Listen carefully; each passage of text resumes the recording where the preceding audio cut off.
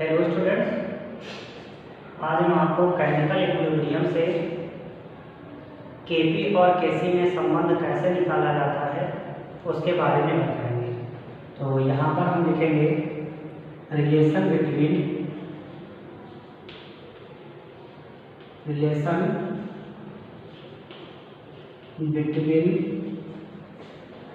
KC and KP. हमने आपको केसी और केपी के बारे में बहुत अच्छी तरीके से समझाया है। ठीक, यहाँ पर एक बार हम रिपीट कर दें कि जैसे कोई आपकी रिएक्शन दी गई है तो उसके लिए केसी की वैल्यू जो निकाला था वो निकाला होगा एक्टिव मास ऑफ जेड की power m1 active mass of y की power m2 plus dash dash dash upon active mass of a की power n1 active mass of b की power n2 plus dash dash dash. आपने ये निकाला होगा केसी की value, और केपी की वैल्यू जो निकालते हैं तो वो एक वैल्यू और निकालते हैं। कौन सी? केपी की वैल्यू निकालते हैं। तो यहाँ पर केपी इक्वल टू निकालते हैं KP equal to P dash Z की power m1 P dash Y की power m2 upon P dash A की पावर m1। यहाँ पर डैश डैश हो जाता है, यहाँ पर पी डैश बी की power n2 dash dash dash. ठीक, ये वैल्यू आपने केपी और केसी में निकाली थी। केपी का मतलब, केसी का मतलब होता है यानी कि इक्विलिब्रियम कांस्टेंट। किसी भी सांद्रता के लिए, किसी भी अक्रिया के लिए इक्विलिब्रियम कांस्टेंट हो जाता है इसके कंसंट्रेशन के टर्म पर। और अगर प्रेशर के टर्म पर किसी गैसियस इक्वेशन के लिए हम इक्विलिब्रियम कांस्टेंट निकालते हैं तो ये निकल कर के आता है केपी और केसी में। हमने आपको बताया यहाँ पर रिलेशन बताएंगे कि केपी और केसी में कौन सा रिलेशन होता है। जैसे एक रिएक्शन दी गई है N1A plus N2B plus dash dash dash, यहाँ पर दिया गया है gives out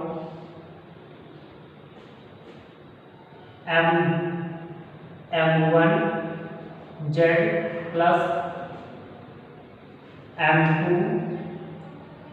Y plus dash dash dash. ये रिएक्शन दी गई।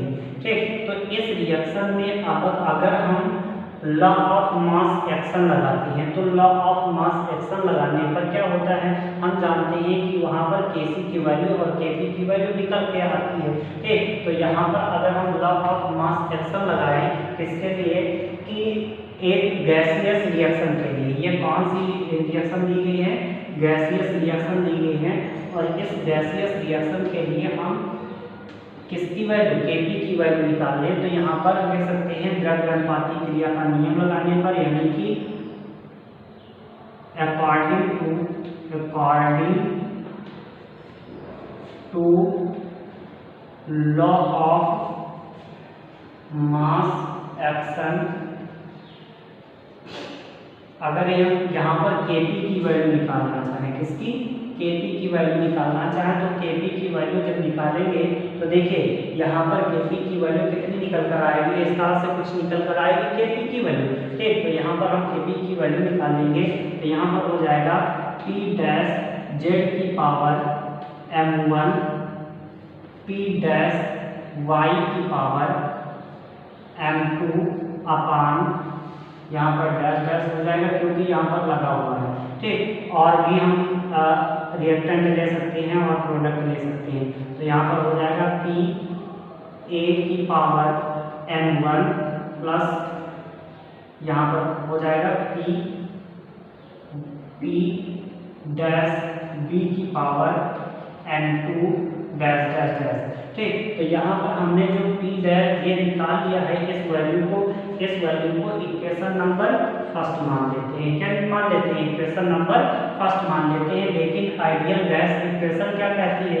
तो लिख सकते हैं हम, यहाँ पर लिख सकते हैं फॉर आइडियल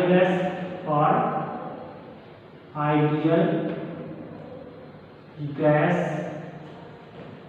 इक्वेशन, ठीक। आइडियल गैस इक्वेशन क्या कहती है? PV equal to nRT। क्या बोलती है? nRT। तो अगर इसको हम क्या करते हैं, इधर भेज दें, तो ये हो जाएगा P इक्वल टू n/VRT। क्या हो जाएगा? n/VRT हो जाएगा। तो यहाँ पर n/VRT जो निकल करके आता है, तो इसकी वैल्यू हम जानते हैं, देख सकते हैं we know that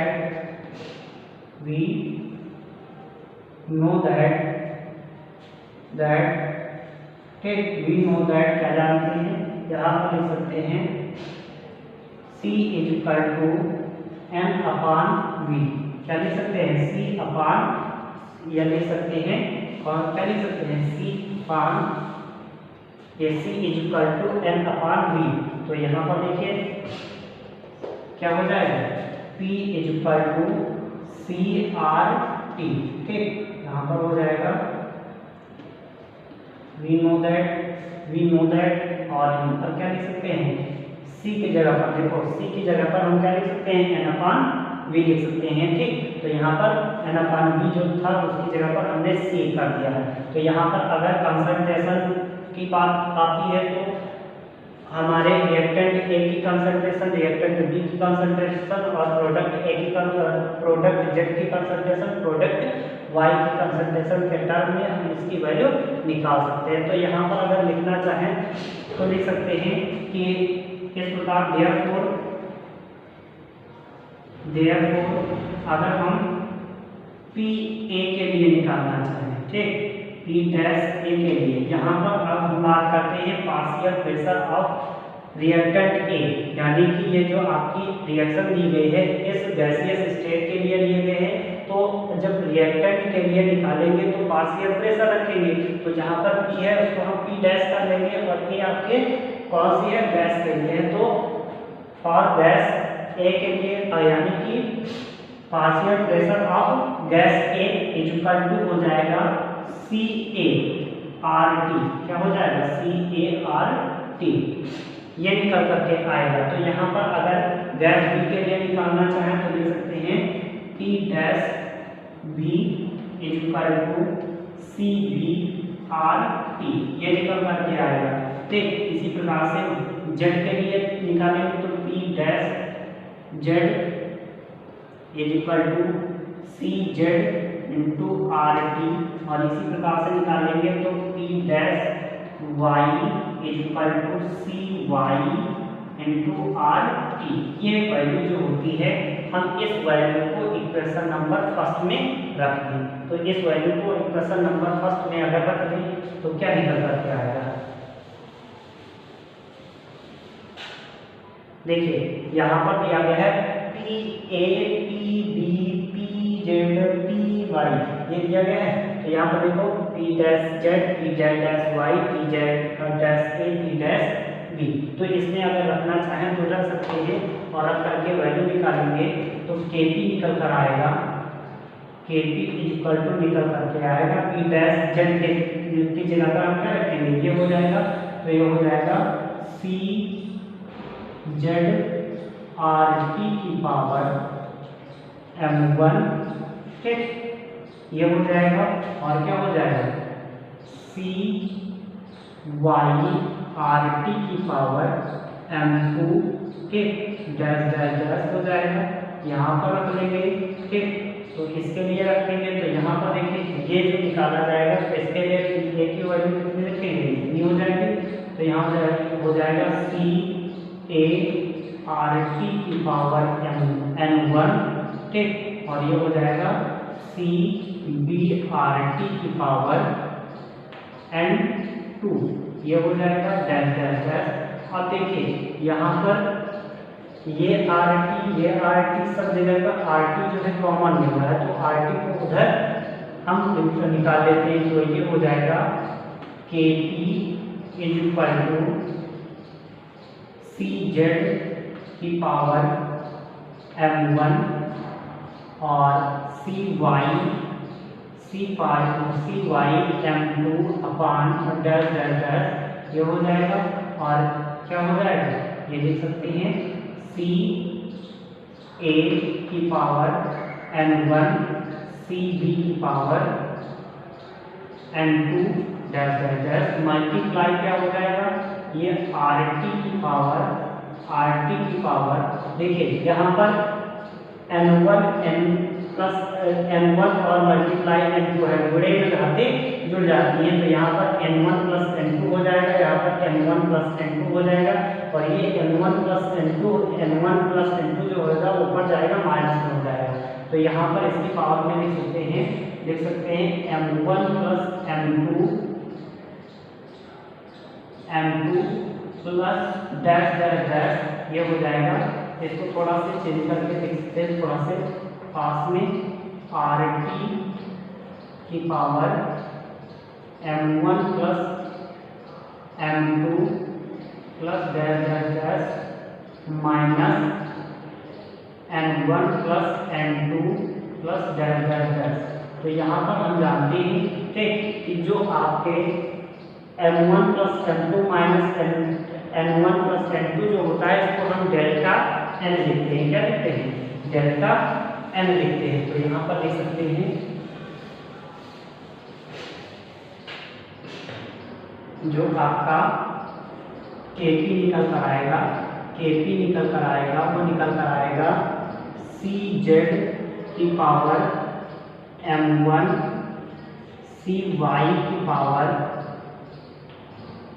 m2 dash dash dash upon C A की पावर n1 और सी बी की power n2 dash dash dash multiply R T की पावर डेल्टा n। क्यों? क्योंकि हम जानते हैं कि डेल्टा n इक्वल टू क्या होता है m1 plus m2 plus dash dash dash minus n1 plus n2 dash dash dash ये होता है। तो इसके जगह पर हम डेल्टा n लिख सकते हैं। अब ये देखिए कंसंट्रेशन दी गई, concentration of Z, concentration of Y, concentration of A, concentration of B. यानी कि अगर कंसंट्रेशन की बात करते हैं तो कंसंट्रेशन की जो प्रोडक्ट की कंसंट्रेशन अपॉन रिएक्टेंट की कंसंट्रेशन जो होता है उसको हम कैसे लिखते हैं। तो हम जानते हैं कि जो आपकी ये केसी ये जो होता है ये इतना केसी के इक्वल होता है। तो लिख सकते हैं KP is equal to KC multiply RT की पावर डेल्टा n। तो ये वैल्यू जो निकल करके आती है ये केपी और केसी में रिलेशन निकल आएगा। ठीक, this relation is known as relation between KP and KC. ठीक, तो केपी और केसी में रिलेशन निकल करके आ जाता है।